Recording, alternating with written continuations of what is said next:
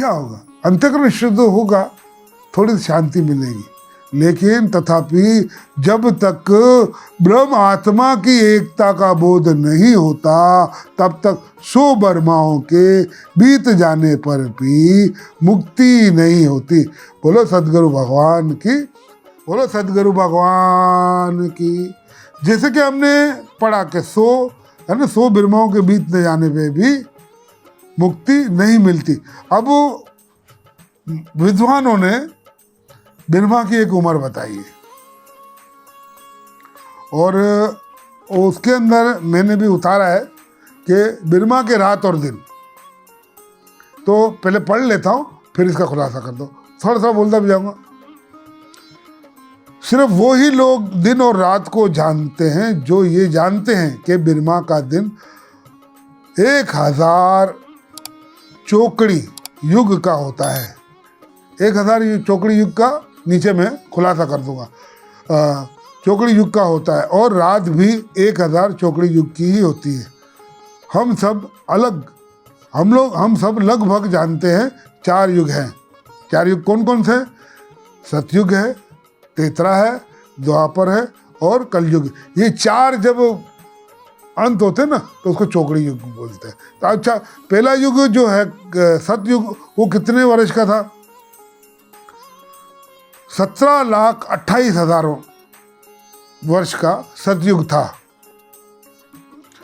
त्रेता 12,96,000 युग वर्ष, 12,96,000 वर्ष का जो है वो त्रेता युग। और द्वापर था 86,04,000 वर्ष का। और कलयुग जो था, कलयुग जो है वो बताते इसकी उम्र 4,32,000 वर्ष। अच्छा, ये सारे मिलकर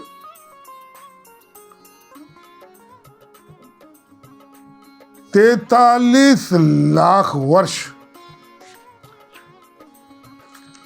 के हैं। इस 43 लाख 20,000 वर्ष समाप्त होने पर, और जब ये चारों युग 1000 बार बीत जाते हैं तब बिरमा का एक दिन होता है।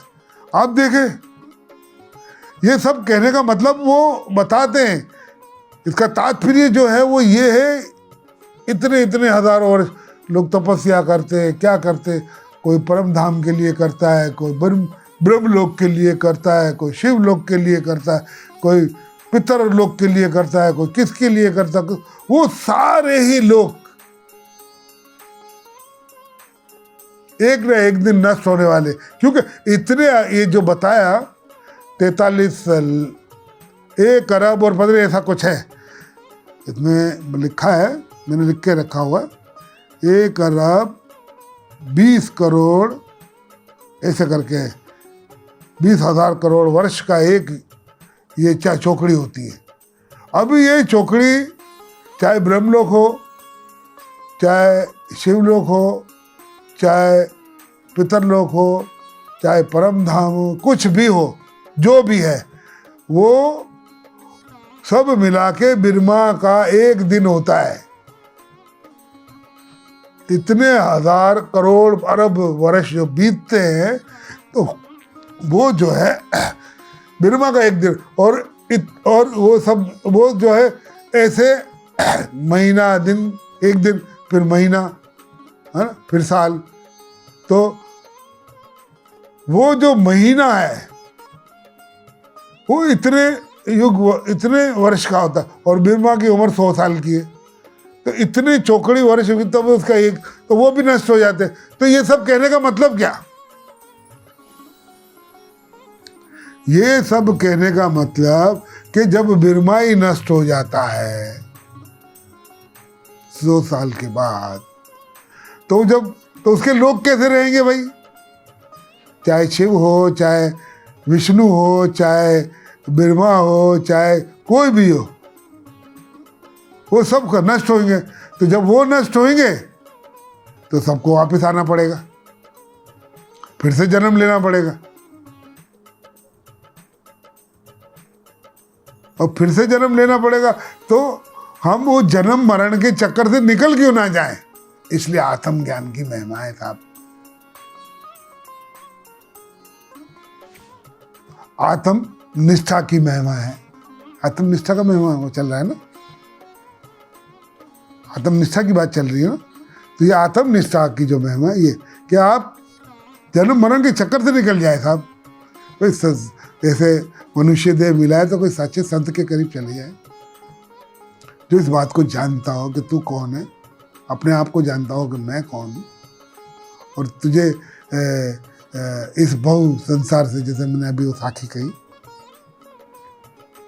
मिलते नहीं पुरुषोत्तम घर भागीरथ स्वामी, निराकार का ये आकार सागर पार ना होता। तो ये हो गया। अब आगे फिर चलते हैं 7वें श्लोक में, ठीक है। 7वां श्लोक में कर लूँ भाई, और फिर उसके बाद चलेंगे आगे।